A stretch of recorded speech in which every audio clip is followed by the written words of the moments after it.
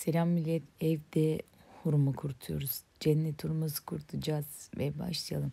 Öncelikle hurmalarımızı sert olacak şekilde seçiyoruz ve kabuklarını soyuyoruz. Daha sonra yırtık kaçmış çoraplarımızı atmıyoruz, tabii ki de değerlendiriyoruz. Teker teker böyle düğümleyip güzelce diziyoruz. Kaynamış suya 1 dakika koyup çıkartacağız. Dakika bile değil, saniye diyelim.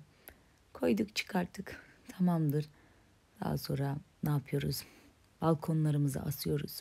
Çatı olur, balkon olur, bu şekilde asıyoruz. Bir ay içinde kuruyor ve hazır. Afiyet olsun.